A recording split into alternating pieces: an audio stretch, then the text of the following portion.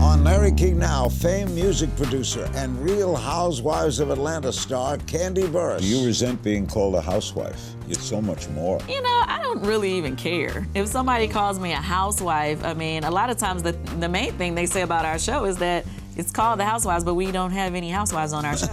Like, I'm the only one right now that's even married on the show. No, this is honest. Is it fake? No. In other words, do they invent things? No. What we say, we choose to say it, we choose to do it. Sometimes we're put in positions that we would not normally be in because of the show.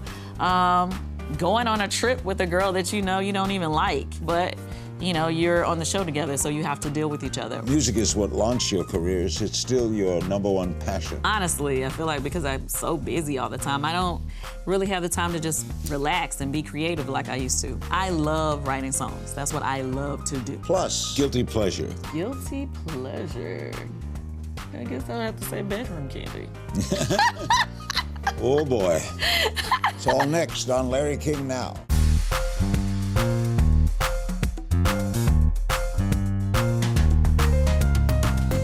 Welcome to Larry King Now. Our special guest is Kandi Burruss, the Grammy Award-winning singer, songwriter, record producer turned TV personality and entrepreneur. She's a former member of the hit R&B group Escape and has joined forces with some of music industry's biggest names, including TLC, Whitney Houston, Mariah Carey, and Usher. In 2000, Kandi became the first ever African-American woman to win the American Society of Composers Songwriter of the Year award.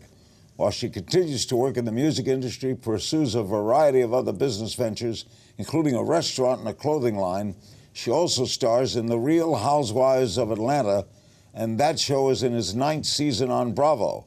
That airs Sundays at 8 p.m. Eastern, and this intro took so long we're out of time. Thanks for coming. What of all the things you do, do you have a favorite? I would say just being a mom, like the new venture that we're doing with my son. We have like a kids lifestyle brand called Raising Ace, and it's based around my son, and I love it. Ace is his name. Yes. And it's called Raising Ace. So you come up with ideas based on anything, right? You have a kid, well, let's do a show. Well, I think, basically, I mean, to me, I feel like the things that work best are things that, you know, everyday people can relate to, and most women, like myself, we have children, you know, and so Raising Ace is just something that, you know, everybody that has kids can relate to. Now let's talk Real Housewives of Atlanta. You've been a member since second year, right? Second season, yep. Did you have to audition to get on that show? How did you get on it? Well, it was somebody who had been on the show. His name was Derek J. He was a friend of mine. And so he reached out to me one day and was like, they're looking for women to be on the show. He was like, I'm going to tell them to call you because they need somebody with their own money. And I was like, what does that mean? But I was like, yeah, okay, whatever. And they reached out to me, they interviewed me, and they wanted me on the show. Did you enjoy it right away? Ooh, no. My first taping ever was with my mom and my aunts, and she went in on me because at the time I was engaged to this guy that she didn't like. And I was crying, and I just wasn't expecting her to go as hard as she did on camera my first time, you know. So yeah, my first day on camera, I was in tears. Do you have a say in what they show? No. Unfortunately, this is one of those all-star, ensemble casts where we really don't have any control of anything. You know, the network producers decide, you know, what they want to follow. Well, they got to pay you pretty good to agree to that. It's pretty decent, yeah. I have no complaints. Former guest of ours, Nene Leakes, yes, said she was drunk during her audition. Was she? Yeah. I've never been drunk in my life, so. She's no longer on, neither have I, no longer on the cast. Yeah, unfortunately. Nene, she's a big personality, and I felt like, you know, she definitely added a lot to the show and helped us get where we are. But, you know, like I said, it's an ensemble cast, so we continue to grow. It's all the different personalities that makes it crazy. A lot of people say about the housewife shows, is it fake? No. In other words, do they invent things? No. I always tell people, what we say, we choose to say it, we choose to do it. Sometimes we're put in positions that we would not normally be in because of the show. Going on a trip with a girl that you know you don't even like. Like, we wouldn't want to invite some of those girls on a trip with us, you know, but, you know, you're on the show together, so you have to deal with each other. Or, but once you do go, that's real. Yeah, once you do go, that's real. And some of the things that we have to talk about, you know, ordinarily, I probably wouldn't bring up certain things, but if they know that there's an issue going on between you and somebody else on the show, they're like, okay, well, you guys need to discuss the issue. They encourage then drama. I mean, what would the show be without some drama? Yeah, nobody would pay attention if there was not a moment.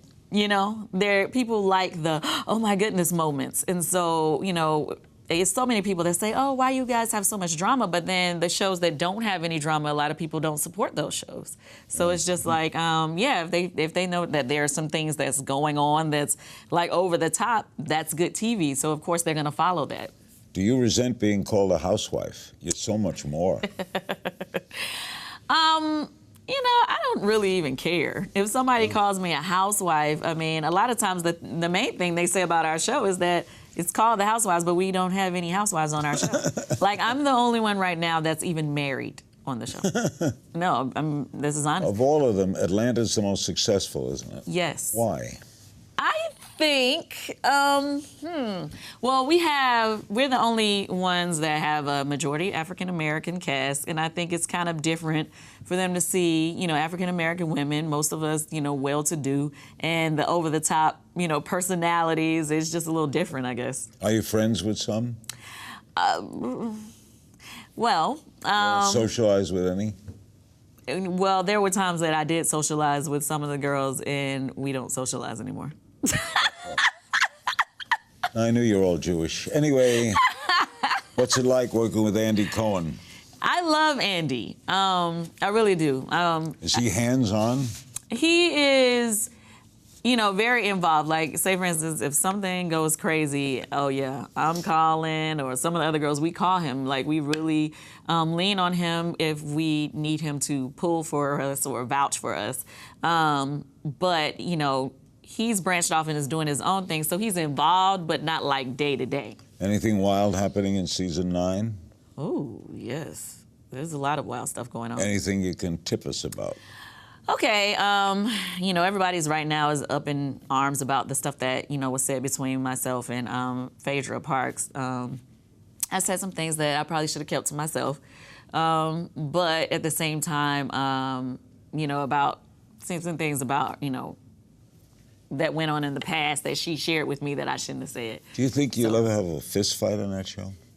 Ooh, I almost had a fist fight before on the show. It never actually came to blows. Boy, they would love that, though. They broke it up. Yeah, yeah. The producers would love that. I don't think that necessarily, like for our show, our network, they really don't like when there's a lot of physical altercations on our show. Like, they like the shade that women throw at each other or the, you know, the arguments, but they, you know, really kind of are upset with us when it comes to the physical thing because, hey, the advertisers don't like it. So, of course, the network doesn't like it. After the break, Kandi on working with some of the biggest names in music and what act she'd like to collaborate with next. Stay with us. We're back with Kandi Burruss. She stars in The Real Housewives of Atlanta, among thousands of other things. The show is in its 9th year on Bravo. It airs Sundays at 8 Eastern. Music is what launched your career. Is it still your #1 passion? You know what? I haven't been feeding my passion like I should. Honestly, I feel like because I'm so busy all the time, I don't really have the time to just relax and be creative like I used to. I love writing songs. That's what I love to do. Better than producing or performing? I love writing and being in the studio more than performing. I love singing, but I would have to say I'm just in the zone when I'm in the studio. You produce, right? Yeah, I write, I produce. But it's something about being able to create something in my head and then hear it come to life. It's just something about that for me that's like, you know, it just makes me feel good. What makes a good producer? I think what makes a great producer is when you could find the right fit for the artist that you're working with. Because sometimes people have a song and they just try to make that artist sing the song exactly like the demo. But if you know how to tweak it and make it fit that artist and bring the best out of them vocally, I feel like you're a great producer. You won a Grammy for your work on the TLC smash hit No Scrubs. What was it like working with them? Oh, I loved working with TLC. At the time, it was funny because, you know, our group, I was in the group Escape in the 90s, and, you know, TLC, they were doing their thing. So there was always like this kind of, I think, friendly competition amongst girl groups back then. So I really didn't imagine working with them as far as, like, you know, writing with them, because I didn't think, you know, they would be open to hearing a song that I wrote. But it just so happened that one of the girls in my group and I, we had did this demo because we were trying to do another project, and it got to L.A. Reid, who was their label head. You know him. And he loved the song, and so he got them to record it, and he said, I'm gonna make this the biggest song of your career.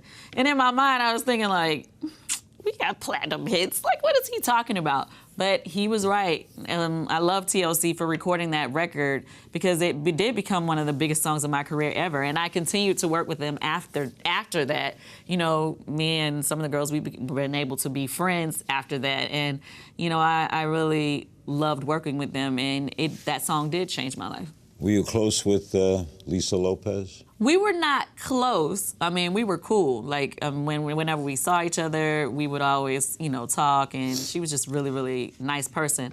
A funny thing that a lot of people don't know, before we ever got our record deal with Jermaine Dupri, a friend of ours took us to Left Eye, and we sang for her, and she talked about working with our group and helping us before we ever got our record deal. Do you have someone you wish you would have worked with throughout the years? I would love to work with Rihanna. I love her, you know, her attitude and how she just doesn't, you know, care. Like, she just does whatever, and then she does records that, you know, can push her to another level vocally, but then sometimes she just does records that are fun, you know. And how about solo album with you?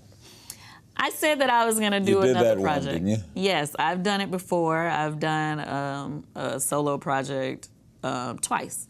I had a success with one of my singles, Don't Think I'm Not. It was big overseas, but I never quite got what I wanted as a solo artist here in the United States. Is the record business as bad as they say?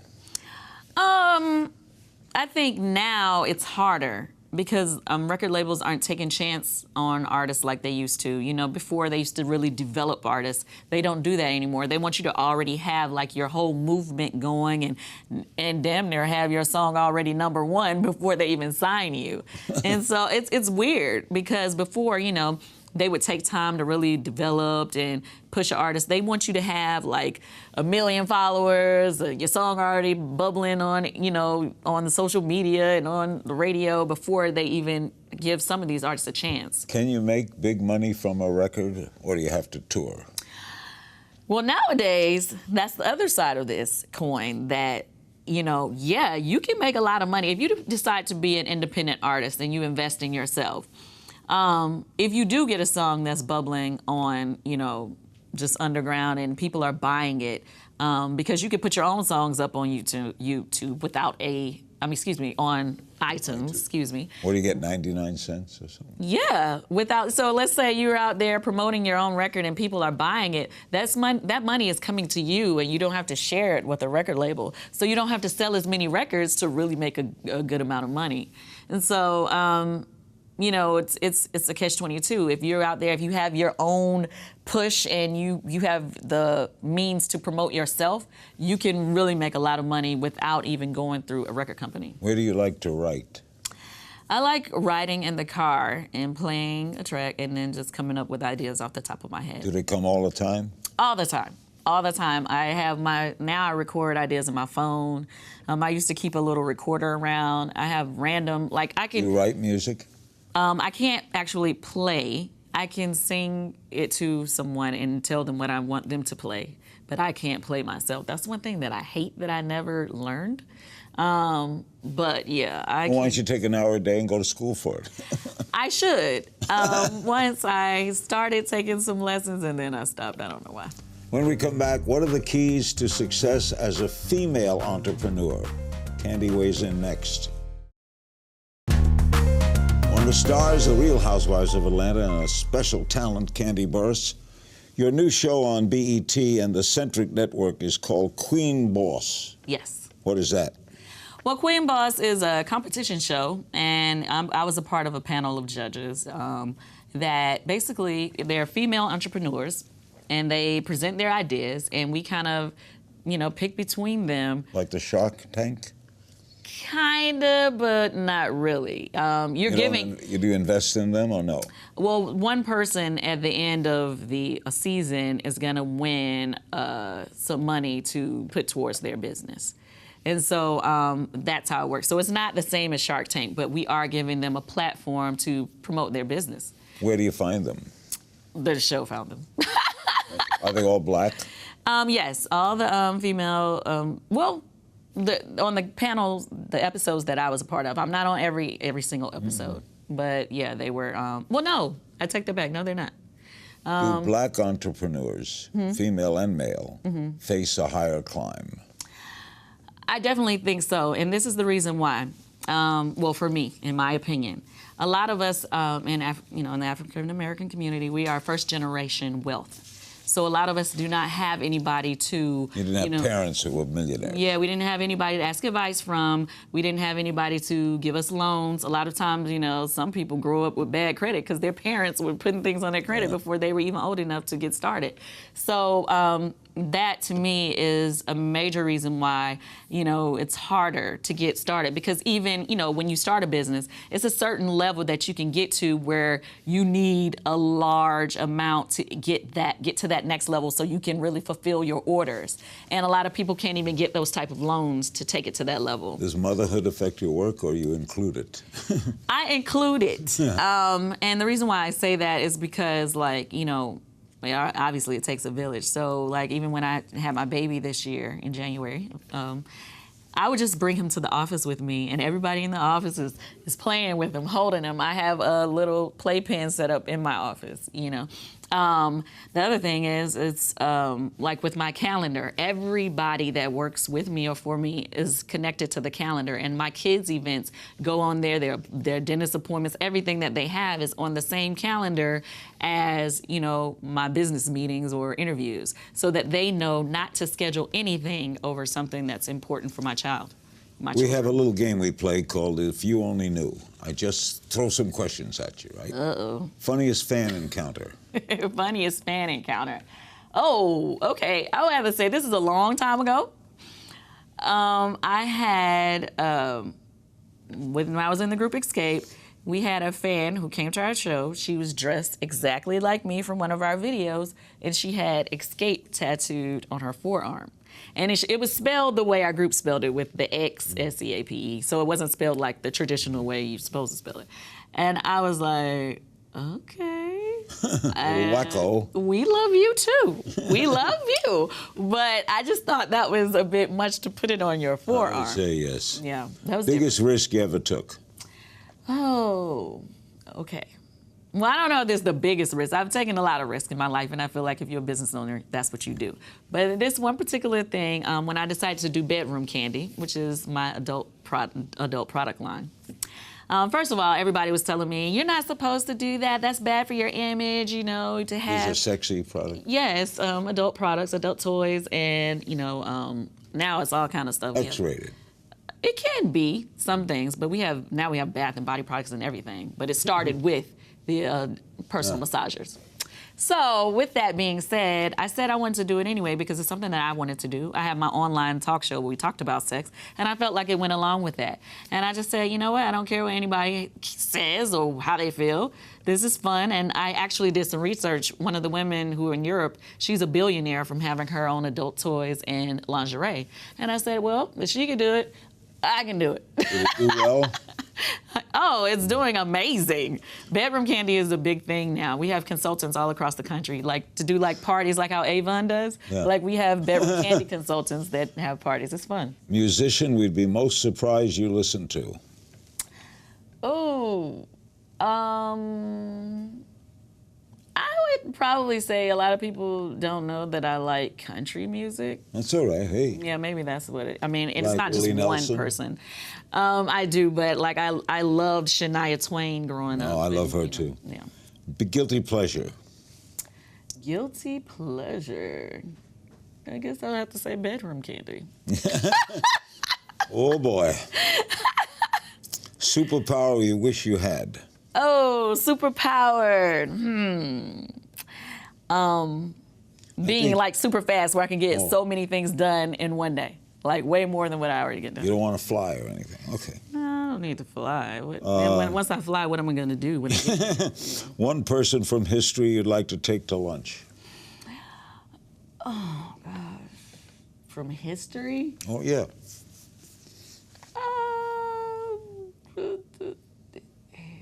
Harriet Tubman or Sojourner Truth, maybe? Okay. Biggest mistake young entrepreneurs make. Oh, okay. That's a lot of mistakes we make when we first get started. You need to trademarking your name in the beginning. A lot of people, when you first start an idea, you don't realize how big it's going to get.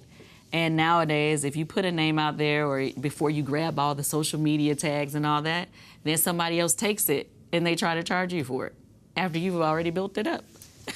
Hate that. In our final moments, Kandi's going to take your questions from social media. That's next.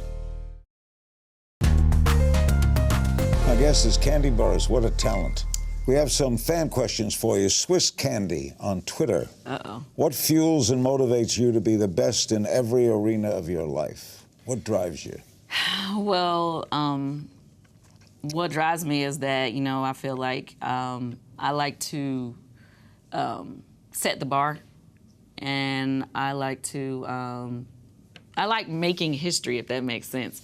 And so I'm gonna do better. That's something I do when I pray. I always ask God to allow me to do my better than my best. You're always thinking of something new, right? Yeah, I want to be better than my best, though. Like I want to every time I do something, I want to know that I fulfilled it. Like put that stamp on it. I got it. That makes sense. At Peaceful Birdie on Twitter, what would be the first few steps one should take if they want to be a songwriter? I always say collaboration is key in the beginning because you can write a lot of songs, but if nobody's ever had the chance to hear them, then what are they doing? They just collecting dust. So a lot of times, when people want to know, it's like a lot of different networking events for songwriters. I'd say go to those networking events, and if you can meet other producers and other songwriters, collaborate with them because they may have some connections that you don't. Corey Anderson on the Larry King Now blog. What was your favorite memory with your former Escape band members? Ooh, my favorite memory with my group, probably, I have a lot of great memories with them, but probably when we first heard our song on the radio when we were in New York, and we were in two separate cars, and we were like pulling next to each other, our song's on the radio, our song's on the radio. And then as soon as we made it back to Atlanta, our song was on the #1 on the top 8 at 8. It's like the countdown that they used to have in Atlanta at the time, and we were just going crazy. It was crazy. I could understand. Kimmy Kate on Twitter, could we ever see an Escape reunion? It's funny that she said that. My group has been talking about it for a very long time. Oh. I've had issues with one of my group members, and I felt like she said some things about me that she made up, and that totally was not true. And I said when she was willing to, admit to the world that she, did not tell the truth and say those things, then I'll be ready to get with them whenever they feel like it.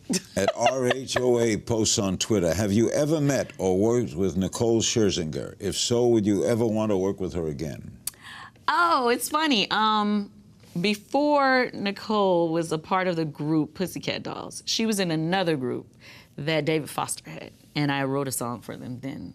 And yes, I met her. She was really nice. But did you work with her again? Yeah, she's very talented. At KelFletch7 on Twitter, which one of your businesses has been the most successful? Ooh, well, as a songwriter, I've been the most successful, but at my businesses that I currently have, Bedroom Kandi is the most successful. Deb Vegzo on Facebook, is there a business you'd like to get into? Well, right now I'm taking a step into the restaurant industry. So we have a restaurant that we just finished building in Atlanta? out. Yes, it's called the Old Lady Gang Southern Eatery. Yeah, I know everybody says that's a crazy name, but people refer to my mom and her sisters as the old lady gang, and They're all in this too? Yeah, they'll be a part of it. They taught me how to cook and everything, and so I feel like whenever you think of old ladies, you think, they can cook. You're a good cook too. Thank you, yeah. So yeah, we're gonna start opening up in January. Yeah. Abby, on the Larry King Now blog, do you ever wish you weren't in the public eye? There are times that I do wish that. I was successful before the show as a songwriter, and I felt like financially I was doing great, and I didn't have all that drama. Now it's like I have all the drama, but it's the good things that come with it. I'm able to promote my businesses more and all that good stuff. There's a lot of minuses and pluses. Yeah. Drew Butner on the Larry King Now blog. What's your favorite thing about being a mother? My favorite thing about is seeing them do new things and seeing them grow and learning. And finally, Drew Butner also asked, do you want your kids to follow in your footsteps? Not necessarily. Like, I really want my daughter Riley to be an attorney. I feel like she's the best negotiator in the world. But, I want them both to be leaders in whatever they do. So that's you. That's important. Well, thank you. That's important to me. I don't want them to be followers. I want them to lead whatever they're doing. I want them to control it and run it. Thank you, doll. Thank you. Big thanks to my guest, Kandi Burruss. Be sure to tune in to the Real Housewives of Atlanta. It airs Sundays at 8 p.m. Eastern on Bravo. As always, you can find me on Twitter at King's Things. I'll see you next time.